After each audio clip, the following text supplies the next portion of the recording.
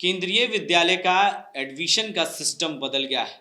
कितना आसान हो चुका है और कितना जटिल, ये पूरे मामले पर जानकारी के लिए हमारे साथ ललन प्रसाद सिंह हैं, जो केवीएस रेवा के सचिव हैं, महासचिव हैं। उनसे हम बात करेंगे और जानेंगे कि आखिर केंद्रीय विद्यालय ने सिस्टम क्यों बदला एडमिशन का, या कितना आसान हो चुका है ये सिस्टम एडमिशन को लेकर, या जटिल हो चुका है। हमारे साथ महासचिव हैं ललन प्रसाद सिंह। सर, आपको एसडी न्यूज में स्वागत है। हमारे दर्शक आपकी बातों को सुनने के लिए बेसब्री से इंतजार कर रहे थे। क्या पूरा सिस्टम बदल गया है एडमिशन का, या आसान हो चुका है, या जटिल है लोगों के लिए एडमिशन कराना? देखिए, इसमें जटिल है और आसान है की बात नहीं है। ये बहुत ही सुलभ था पहले। लोगों को भी केंद्रीय विद्यालय इम्प्लाई के लिए ये संस्था है। केंद्रीय विद्यालय मतलब सेंट्रल गवर्नमेंट इम्प्लाई के लिए, नॉट ओनली केंद्रीय विद्यालय, सेंट्रल गवर्नमेंट इम्प्लॉइज के लिए, ट्रांसफरेबल इम्प्लॉइज की सुविधा के लिए बनाया गया है। 1963 में केंद्रीय विद्यालय संगठन इस्टेब्लिश हुआ था इसी मोटो को लेकर के कि प्रॉब्लम होता था देश के, खास करके डिफेंस के लोगों को बहुत ज़्यादा ट्रांसफ़र होता है, तो उनके बच्चे बिहार में पढ़ रहे हैं, कल कर्नाटक में वो जाएंगे तो कैसे क्या पढ़ेंगे। तो इसलिए एक देश एक सिलेबस करके एनसीईआरटी एक संस्था बनाया गया, उसके तहत सिलेबस बनाई गई, पूरे देश का एक सिलेबस, और वही केंद्रीय विद्यालयों में पढ़ाया जाने लगा और उन बच्चों को इससे उन पेरेंट्स को लाभ मिल रहा है। वही मोटो है। तो इसमें उन बाद में धीरे धीरे कुछ नियम बनाया गया। 2 साल 4 साल 5 साल बीतने के बाद कि दूसरे लोगों को भी कुछ इसमें लाभ मिले। तो कई केंद्रीय विद्यालय सिविल सेक्टर में खोले गए हैं। जैसे डिफेंस में तो बिहार में दानापुर में है, गया में डिफेंस एरिया में है। इस तरह से कई जगह, पटना में है तो सिविल एरिया में है केंद्रीय विद्यालय, बेली रोड, शेखपुरा के पास एयरपोर्ट के पास। कंकड़बाग में एक है, वो भी सिविल सेक्टर में है। बिहटा में है, वो डिफेंस एयरफोर्स के अंडर है। तो इस तरह से कहीं मुजफ्फरपुर में है, वो सीआरपीएफ के कैंपस में है, एक सिविल सेक्टर में है पहले से। तो सिविल सेक्टर वाले में खोलने का वो सांसदों के प्रेशर से, या सांसदों ने या संसद के लोग ने ये सोचा कि सिविल के लोगों को भी लाभ मिलना चाहिए, तो इसलिए वैसा किया गया होगा, खोला गया और उसमें सिविल के बच्चे भी लिए जाने लगे। फ्लोटिंग पीपुल से कुछ बच्चे का उसमें रखा गया कि इतना परसेंट, कुछ सर्टेन परसेंटेज रखा जाने लगा। बेली रोड में एक बार आया था, यहाँ इस केंद्रीय विद्यालय में मैं था उस समय नियुक्त, तो 25% का आया था कि फ्लोटिंग पीपुल से लेना है, 25%, बाकी सब सेंट्रल गवर्नमेंट से अपना लीजिए। लेकिन इन दिनों सुशील मोदी जिस तरीके से सदन में सवाल उठा रहे हैं, नामांकन को लेकर जो पहले जो कोटा था उसे खत्म करने की बात कही जा रही है, इसको किस रूप में आप देखते हैं? देखिए, मोदी जी सुनने में आया है और वीडियो भी उनका देखे हैं, वो कई बार क्वेश्चन भी किए हैं, कुछ इस साल कई बार 2-3 बार संभवतः क्वेश्चन किए हैं लोकसभा में कि सांसदों का कोटा खत्म किया जाए। क्योंकि सांसद बहुत परेशान रहते हैं इस एडमिशन से, उनका प्ली है कि सांसद परेशान रहते हैं। 10 कोटे उनके तहत दिया गया है कि आप 10 लोगों का एडमिशन अपने एरिया के 10 लोगों का करा सकते हैं। तो 10 के बजाय नेचुरली है वो समाज सेवा में है, तो उनके पास हजारों लोग अप्रोच करते होंगे, प्रेशर रहता होगा। तो वो कह रहे थे कि 100 लोग पीछे पड़े रहते हैं, लेकिन हम तो 10 ही का एडमिशन देंगे, 10 ही का एज पर रूल देंगे। 90 लोग हमसे नाराज हो जाते हैं, लेकिन इस बात में हमको दम नहीं लगता है। नाराज क्या होगा, फिर अप्रोच करेगा, आपके साथ लगा रहता है। ये तो और उन लोगों को पब्लिक के साथ मिलने जुलने का एक बड़ा जरिया है।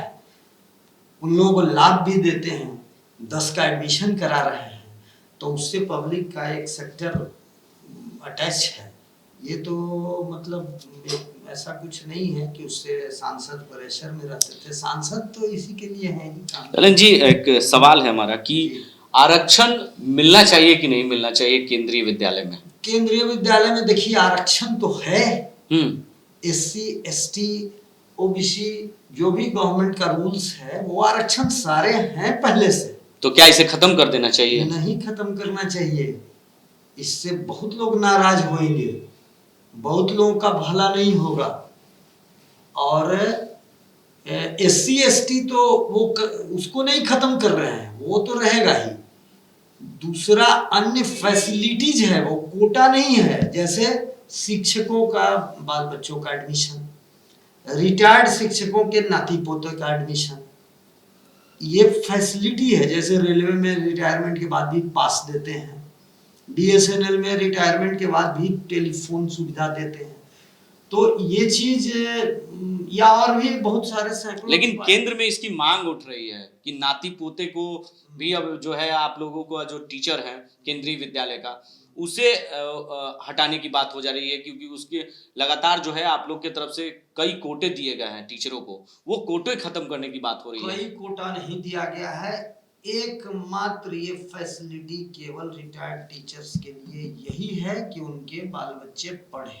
लेकिन नाती पोते भी तो हैं। आप बता नाती पोते, और क्या, बाल बच्चे तो जब हम सर्विंग रहते हैं उसी समय पढ़ लेते हैं। तो बाल बच्चे हुए जिनके मान लीजिए जो सर्विस में वही ना देंगे, लेकिन आपके नाती पोते को कैसे सुविधा मिलेगा, इसकी भी तो मांग उठ रही है। आप ये आरक्षण करने के ये तो था ना, उसी को खत्म किया गया अभी। तो इसको लेकर आप लोग क्या कर रहे हैं? आप लोग कैसे आवाज उठा रहे हैं इसको? हम लोग आवाज उठा रहे हैं। अभी 25 तारीख को अचानक से ये फरमान आ गया, तुगलकी फरमान, कि उनके बच्चे ये नाती पोतों को बंद कर दिया जाए, एडमिशन ना दिया जाए। सारे प्रिंसिपल बोर्ड पे लगा दिए, सारे स्कूलों में लोग अप्लाई किए हुए थे अपने नाती पोतों के लिए, अचानक से उनका रुक गया।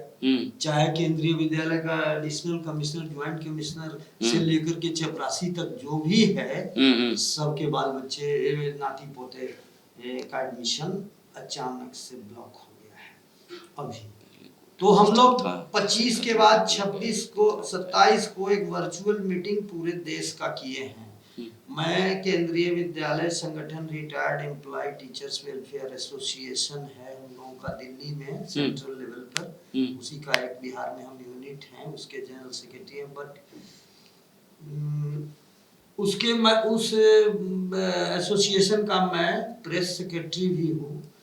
तो ये सब इंफॉर्मेशंस हमारे पास गैदर होते रहते हैं और हमारे तो आगे आप लोग क्या करेंगे, कैसे आंदोलन करेंगे, कैसे इसकी आवाज उठाएंगे? हम लोगों ने 27 तारीख को निर्णय लिया है, इसको आंदोलनात्मक कार्रवाई की ओर हम लोग बढ़ रहे हैं। वैसे अभी बीच में हम लोग शिक्षा मंत्री कुछ सांसदों से मिलने का कोशिश करेंगे, कर रहे हैं, लोग मिल रहे हैं दिल्ली में, इधर उधर अपने अपने एरियाज में।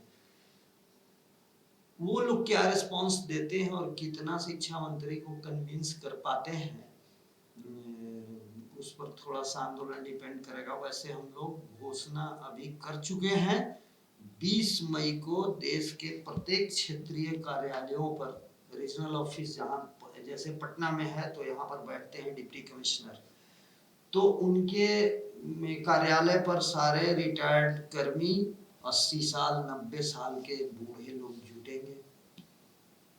तो इस और जुट करके स्मारक पत्र। लेकिन इस उम्र में तो आपको घर में रहना चाहिए, तो आंदोलन करने के लिए निकले हैं। क्या करें, व्यवस्था हो रही है, व्यवस्था हो रही है, लोगों को आते हैं करते हैं। और भी कोई समस्या इस तरह की आई है पिछले 2-3 सालों में, तो हम लोग जुटे हैं, दिल्ली में भी गैदर हुए हैं। 20 मई को सारे रीजनल ऑफिसेस पर है अपना एक रैली छोटा सा करेंगे, स्मारक पत्र देंगे शिक्षा मंत्री के नाम से, थ्रू प्रॉपर चैनल, मतलब KVS के थ्रू जाएगा वो। फिर 20 जून को जस्ट एक महीने बाद जंतर मंतर पर फिर प्रोग्राम है हम लोगों का गदर होने का। तो चलिए, टीचर होने के नाते इस पे शिक्षा पर क्या प्रभाव पड़ेगा? आप एक टीचर होने के नाते क्या सोचते हैं इसको, जिस तरीके से फरमान जारी हुआ है तुगलकी कि जो बच्चों को एडमिशन नहीं लिया जाएंगे, नाती पोते को नहीं लिया जाएंगे, इससे शिक्षा पर क्या देखिए प्रभाव? शिक्षा पर प्रभाव की देखिए, हम लोग शिक्षक हैं और हम लोग के घर में बच्चे और शिक्षण ही सबसे बड़ा हम लोग की प्रायोरिटी होता है। और हमारे बच्चों को आप पढ़ने देने से वंचित रखना चाह रहे हैं। हमको इसी विद्यालय में पढ़ाने की, आज के डेट में मैं बता दे रहा हूँ, पटना में प्राइवेट स्कूल भले हैं, DPS और फलाने ठिकाने बहुत सारे हैं, लेकिन केंद्रीय विद्यालय का जो स्टेटस है, स्टैंडर्ड है, उसको वो लोग नहीं मेंटेन करते। उनका आउटपुट क्या है वो हम लोग जानते हैं, पब्लिक नहीं जानती है। पब्लिक तो बीटेक में तो आजकल सब पढ़ रहा है, आजकल सिंपल बढ़िया ग्रेजुएट खोजिए तो नहीं मिलेगा, लेकिन बीटेक तो घर घर में बैठा हुआ है। तो बस उनका है कि बीटेक कर लिया बेटा, ये हो गया वो हो गया, लेकिन आउटपुट आपको मैं बता रहा हूँ कि देश के बहुत ही शीर्ष पदों पर केंद्रीय विद्यालय के लोग स्थापित हैं। अभी एक सप्ताह पहले, अभी हाल में 2-4 दिन पहले ज्वाइन किए हैं मनोज पांडे करके, ये सेना प्रमुख चीफ ज्वाइन किए हैं, वो केंद्रीय विद्यालय के स्टूडेंट हैं। अभी हमारे केंद्रीय विद्यालय के कमिश्नर भी हैं, वो लेडीज हैं, वो केंद्रीय विद्यालय टीचर के ही बाल बच्चे रहे हैं वो। तो आउटपुट अच्छा निकलता है, तो उससे वंचित नहीं किया जाए, किसी भी नागरिक को वंचित नहीं करना चाहिए। सांसदों को, संसद को, सरकार को इसके प्रति गंभीरता से संवेदनशील होकर सोचना चाहिए। तो हम लोग एक आंदोलन करके रिक्वेस्ट कर रहे हैं लोगों से, उनसे रिक्वेस्ट करेंगे गवर्नमेंट से। उसके बाद फिर भी कुछ बात नहीं बनती है तो फिर न्यायालय के शरण में जैसे सारे लोग जाते हैं, हम लोग भी जाने का निश्चय किए। अंतिम सवाल सर, अंतिम सवाल जी, हम अपने दर्शकों को भी बता दें। आपने कहा कि जब हमारी आपसे बात हो रही थी ऑफ द कैमरा, आपने कहा कि कोटे कांग्रेस की सरकार में बढ़ी थी, बीजेपी की सरकार में कहीं ना कहीं कोटे को कम किया जा रहा है। सांसद अपने जनता से कहीं ना कहीं पीछा छुड़ाना चाह रहे हैं। जो सांसदों को 10 कोटा दिया जा रहा है, तो वो कहीं ना कहीं वो जनता से पीछा छुड़ाना चाह रहे हैं इस तरह की नीतियों से, क्योंकि आज के लोग सांसद से क्या उम्मीद पाल के रखते हैं? बच्चों की शिक्षा अच्छे जगह पर वो करा सकते हैं या अच्छे अस्पतालों में उनकी सही व्यवस्था कर इलाज करा सकते हैं। तो इसको किस रूप में आप देखते हैं? एक टीचर होने के नाते आप क्या सोचते हैं इसको? आपको बता रहा हूँ, इसी सरकार ने 2 से 5 कोटा किया। कांग्रेस की सरकार इतने दिन देश में रही थी, वो 2 कोटा रखा था सांसदों के लिए। अच्छा, ये गवर्नमेंट आई है जब से वाजपेयी जी थे, उस समय संभवतः 5 किया गया जी सांसदों का।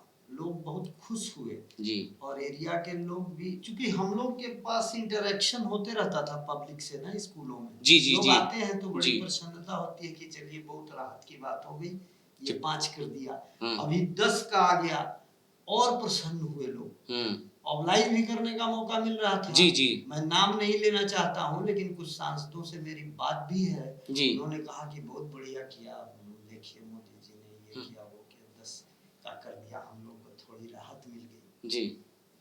ये भी हमने सुना है सांसदों से। और एक तरफ ये बात हो रही है कि सांसदों के ऊपर सिर पर भार है, ये 90 लोग नाराज हो जाते हैं, 10 ही लोग खुश होते हैं 10 का एडमिशन कराने के चलते।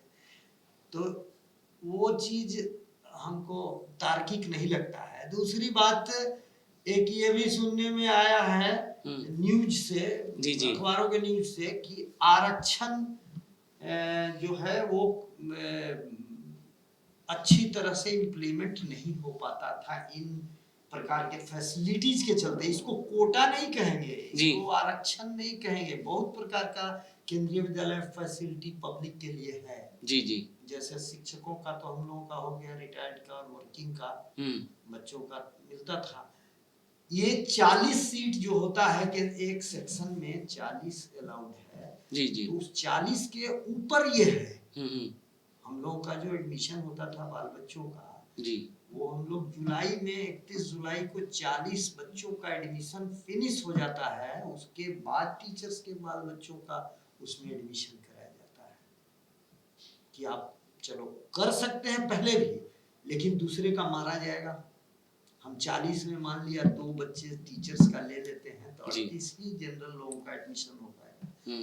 इसलिए जनरली लोग 31 जुलाई को लास्ट डेट होता है, उसके बाद ही एडमिशन टीचर्स के बाल बच्चों का ले लेते थे।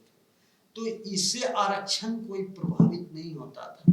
SC ST OBC जो भी आरक्षण कोटा है वो सब बढ़िया से लागू होता था और आज भी होगा, उस पर कोई प्रभाव नहीं पड़ता था। पड़ता है आज भी, कोई प्रभाव नहीं है। आरक्षण जैसे है वो है। कोई बता दे कि उससे क्या प्रभावित हो रहा है, कोई कन्विंस कर दे, कोई नहीं कन्विंस कर सकता है। दिन रात इसी काम को हम लोग कर रहे हैं। तो आंदोलन का रुख आप लोग ने अपना लिया है? हाँ, आंदोलन तो करेंगे।